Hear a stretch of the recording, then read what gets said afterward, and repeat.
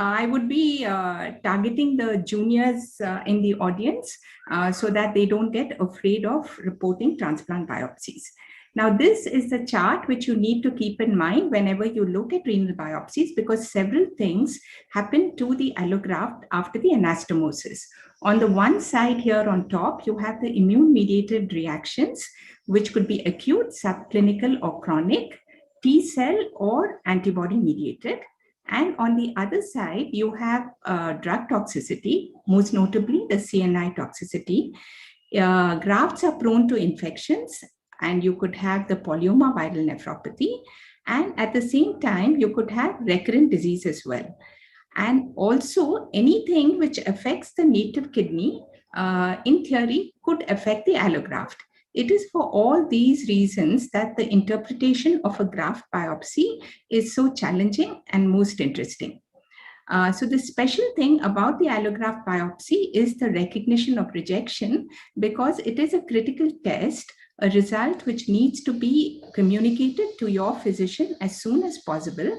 And so those of you who are working in transplant centers, it is important that you get familiar with recognition of rejections. Multiple diseases, like I said, may be present at the same time. You need to compare with previous biopsies, whether the disease has progressed or resolved, and that biopsy has to be done reasonably early for it to be of value. So the rejections for the beginners is basically T cell mediated and antibody mediated. T cell, you have acute, which are the various grades, chronic active, and acute T cell mediated. And then you have the antibody mediated, which could be active, chronic active, or rarely you could diagnose just a chronic antibody mediated. Now, the 4 compartments in the kidney, I will be briefly talking to you about the lesions. Most of them are the Banff lesions, which are given scores, which are important in diagnosis of rejections. So in the glomeruli, this is glomerulitis, where the endothelial cells get swollen. There's an infiltration of leukocytes, and there is an occlusion of the capillary lumina. It could be just one loop, or it could be many segments, and it is graded according to the number of glomeruli with glomerulitis. This is another lesion where you can see a prominent duplication or tram tracking or remodeling of the glomerular basement membrane. And this is transplant glomerulopathy, which is graded according to the maximally involved glomerulus. This is a very serious lesion, fibrin deposits and platelet thrombi, occluding the vascular lumina. This is thrombotic microangiopathy, and you can see even these small vessels here occluded by fibrin thrombi. This is not graded. Coming to the tubules, the important lesion is tubulitis, where there are these mononuclear cells infiltrating the tubular epithelium. It could be as many as this or just a few, and it is graded according to the maximally involved tubule. Here is tubular injury. The earliest lesion are these eosinophilic snouts which come up, but it could be more severe than that, with a flattening of the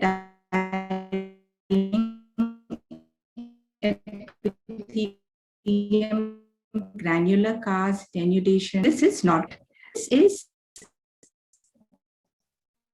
viral inclusions of the polyoma virus. And note these apoptotic. Here, this is tubular atrophy, where the tubules become small with a thickened basement membrane without inflammation. It could be focal or the percent. I just stopped the video because my internet is a little okay. This is inflammation in the graft, and this is graded according to the proportion of cortex which is involved. Now here it's a little tricky and you need to understand this. So I have tried to have a diagrammatic representation. In your mind, you need to separate the scarred cortex, that is the tubular atrophic areas like this, the blue ones, from the non-scarred areas, which I'm telling you in green. And then there is the total cortex in red, which is both the scarred and the non-scarred. And then inflammation in the scarred area is I-IFTA, and inflammation in the non-scarred area is the I-score, and inflammation in the total cortex, red, is the TI score. Now we'll be coming back to this, and I would like you to remember this, especially when we diagnose T-cell mediated rejections. Edema is not scored, but it is an important aspect of rejections, which is good to recognize. The type of inflammatory cells is important, whether it is eosinophils or plasma cells, because they carry a worse prognosis. Atrophy, as mentioned, interstitial fibrosis, as mentioned yesterday, is best diagnosed on a trichrome stain. And here you have atrophic tubules with interstitial widening and a lot of blue. And it is graded according to the percentage of cortex involved. Coming to the vessels, the peritubular capillaries are normally very small and inconspicuous, but here you have inflammation, which is a sign of endothelial injury, and this is important in rejections. It is graded according to the number in the maximally involved capillary. Arterioles could have hyalinosis, either intimal or peripheral, and these are again graded according to the number of vessels involved. Endarteritis is important. Here is an artery, and here you have the swelling of the endothelium, lymphocytes and polymorphs under the endothelium, and this is endarteritis, which is graded according to the luminal occlusion, how much the lumen is occluded, and whether there is involvement of the wall. These are changes important in TMA. The fibrin deposits in the vessel wall, the intimal myxoid change, onion skinning, fragmented RBCs, and so on. This is transplant arteriopathy, which is a chronic change. Here, the intima becomes very thickened. There is neointimal formation, and there could be these histiocytes and inflammatory cells away from the intima. This is transplant arteriopathy. And this is graded according to the degree of luminal narrowing. C4D is mandatory in all renal biopsies. It could be done either by IF or by immunoperoxidase, and you look for circumferential linear positivity along the peritubular capillary walls. It is graded according to the proportion of the PTCs involved. Just to remember, if you are doing it by immunoperoxidase, you could have this DAB stagnating in your capillary loops, and that is not to be mistaken for a positivity. So this in brief are the changes. So what do we look for? I'm just reiterate, and you can remember the pictures I showed you. Glomerulitis, thrombi, transplant glomerulopathy, tubules, you have injury, tubulitis, viral cytopathic changes, or atrophy. I think there's some noise from outside. I'm not able to stop that. I hope it's not too disturbing. Then you have interstitium, where you have inflammation, edema. Look for the type of cells, look for atrophy, especially on the trichrome. In the vessels, concentrate on all calibers of vessels, the capillaritis, hyalinosis, endarteritis, transplant arteriopathy, and a thrombotic microangiopathy. So we'll just come to the criteria for T-cell and antibody-mediated rejection. T-cell is quite simple. You look for inflammation and you look for tubulitis. If the tubulitis is moderate, it's 1A. If the tubulitis is severe, it's 1B. If there are vessel changes, the arteritis, it becomes grade 2. Chronic is a little more complex. You look for inflammation in the total cortex, the red area. That should be significant. You look for inflammation in the atrophic areas, the I-IFTA, and then you look for moderate tubulitis. If that is fulfilled, it's 1A. If there's severe tubulitis, it's 1B. And if there are those chronic changes in the large vessels, that is arteriopathy, then it is grade 2. Antibody-mediated rejection, in contrast, has 3 criteria. First is your light microscopic features of either acute or chronic injury. then you should look at and demonstrate that the injury is indeed due to antibodies by demonstrating complement, which is why we use C4D along the PTC walls. Sometimes C4D can be negative, so you could look for microvascular inflammation, significant microvascular inflammation.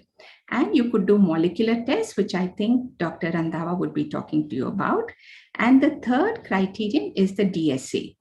In the 2017, it has been modified in that you may not always be able to do DSA or demonstrate DSA, but the mere demonstration of unequivocal C4D positivity is enough.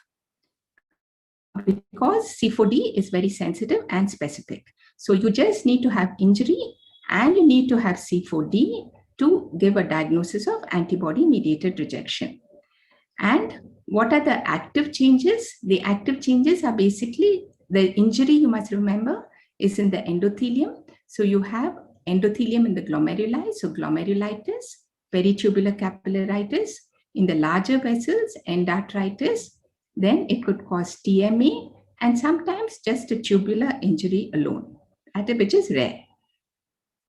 And if the injury is constant and recurrent and keeps happening, that is chronic active, where there is remodeling of your basement membrane. So you have transplant glomerulopathy, and on EM, you show your peritubular capillary basement membrane layering.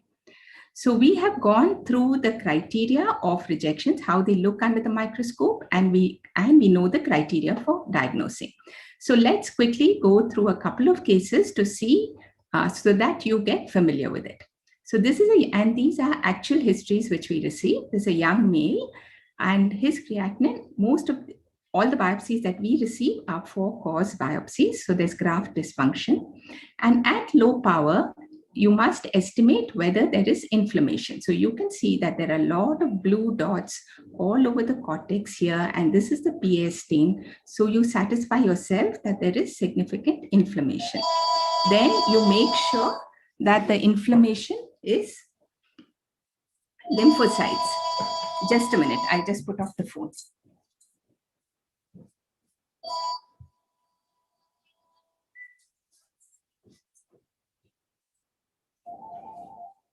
I'm sorry, these are all problems of connecting from home. So you look at high power and you see that the inflammatory cells are indeed lymphocytes. You look at the glomerulus, satisfy yourself that there's no glomerulitis. Here is a small vessel. You can see a lymphocyte, but it is not quite under the endothelium. So there is no endarteritis. And then you look, since there is inflammation, there is I2. So you start looking for tubulitis, and you can see that many of these tubules have lymphocytes between the epithelial cells. And just to show you one more lymphocyte, which is riddled with at least more than 10 cells. So it is severe tubulitis. And so your criteria for T-cell mediated rejection 1B are met. So this is 1B TCMR. Another case for you and similar history, but this is a clue that the MMF dose was decreased. So then your antenna for picking up rejection goes up, and this is what you see. A lot of blue at low power, again, lot of interstitial inflammation. So satisfy yourself that there is interstitial inflammation. Look at the type of cells, mostly lymphocytes, and then there is definitely tubulitis. By now, hopefully you would have recognized tubulitis. Look at this tubule, more than 10 lymphocytes. So is it just 1B like the previous case?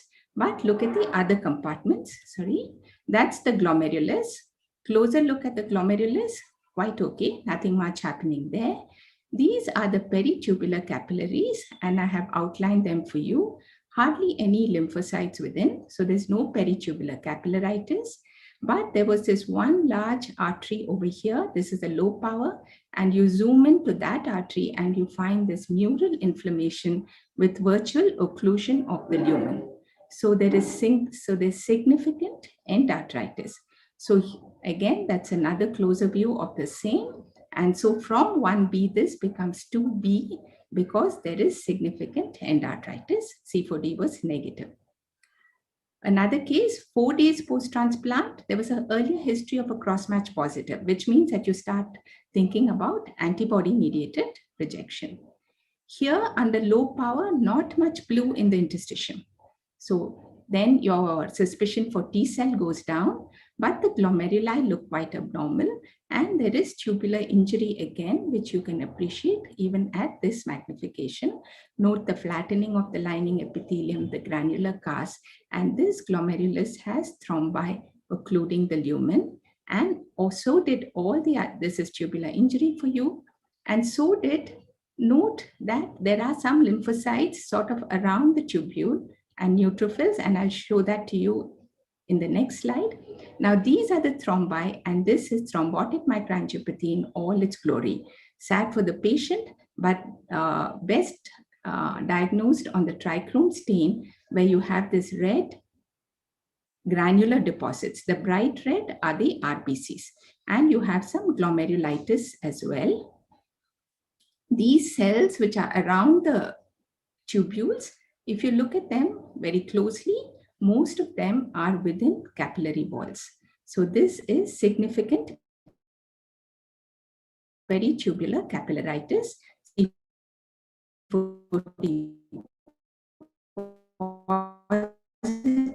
And so here we have all the features of an active antibody. As thrombi in all the glomeruli, and best seen in the trichrome stain with fibrin material. Had peritubular capillaritis and C4D positivity. So this was an active antibody-mediated rejection. Okay, we come to the next. So this was a little different. It was 2 years post-transplant with previous history of ABMR, COVID positive, and a rising creatinine. And you can see a lot of blue in the interstitium. So we start thinking of T-cell mediated rejections. But here the inflammation is around the atrophic tubules or the scarred cortex. So this is IFTA. And the moment you see IFTA, can you see now? Hello? Yes, madam. Yes, ma'am. Yes, ma'am. So the moment you see IFTA, then you start looking for tubulitis. And there is tubulitis as well. And the glomeruli are also abnormal. You're seeing a lot of glomerulitis over here. The basement membrane looks very thickened. And on a silver stain, you can see the double contours in some areas. You can see the double contours. So this is transplant glomerulopathy and glomerulitis. And there was peritubular capillaritis as well. And this vessel here is quite normal. The artery is quite normal. C4D strongly positive. And so this was a combined chronic active T cell. So just to let you know that both rejections can happen together. Another case over here, one core completely normal, one core inflamed, and most of it lymphocytes. So again, is it rejection? But this is what we call an apoptotic cast.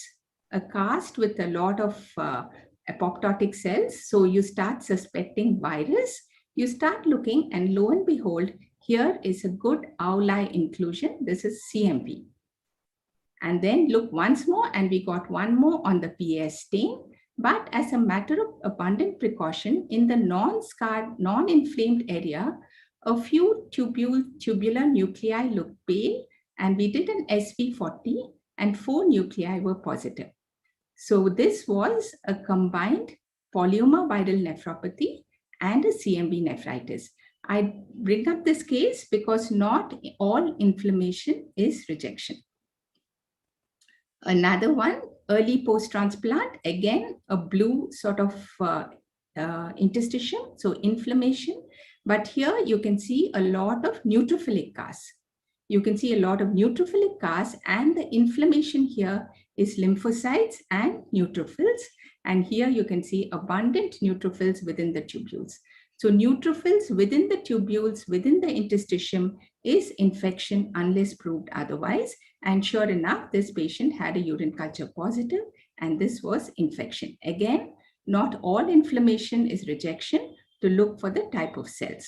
The last case I would go through, 4 years post-transplant, this patient had albuminuria, significant protein.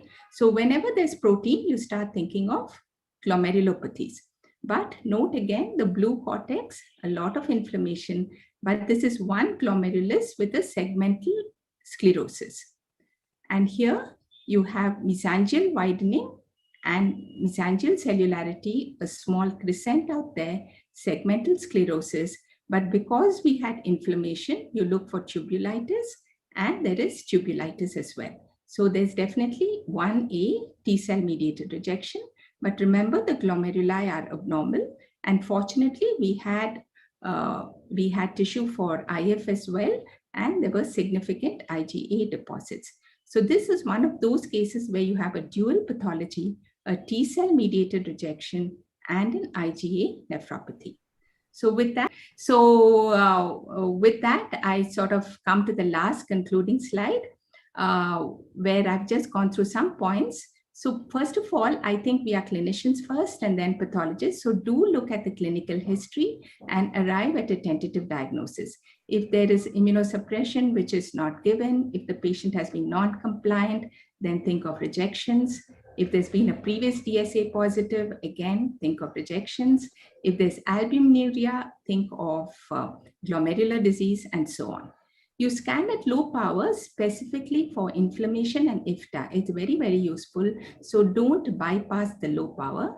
Then proceed to the high power to look at the type of inflammatory cells. And then you have to go back and forth through all the stains and all the compartments. So don't forget, just in your list, keep a checklist of all the lesions which I've told you and go through them. Are they present, not present, and tick it off. And once the points for criteria for rejection are met, including C4D, then you make a diagnosis of rejection. But always to remember that before diagnosing TCMR, just think of PVN, polyoma viral nephropathy, and even if there's a slightest suspicion, do an SV40 to exclude that diagnosis. Again, if there are glomerular problems, transplant glomerulopathy, do exclude other GN, and it is in these cases that IF and EM are very, very useful. So your final diagnostic line should account for all the changes that you have seen under the microscope. And sometimes when the changes don't fit, when you're thinking of something different, you add an elaborate footnote if necessary. The most important thing, in my opinion, is to just pick up the phone and discuss with the clinician, because then you sort out your ideas, what you have, you discuss, and then you can bring out a very lucid report, which will be valuable. But remember that you may not always be able to contact the clinicians, and patients do go from one nephrologist to another. And it is for these reasons that your diagnostic report and your footnotes become very important. So if I just can have half a minute more, just a little piece of advice for the juniors in this audience. In this COVID era, we've had lots of webinars, but don't forget, don't run away from your microscope. Nothing has such power to help you arrive at a diagnosis as the ability to investigate systematically and truly all that is seen under your microscope. So thank you very much. And I'm extremely sorry for these interruptions. I sort of anticipated it and it happened. I'm very, very sorry about that. And I just refer you to this brief review, which I submitted to IJOT last year. And that has most of the features which I covered in this talk.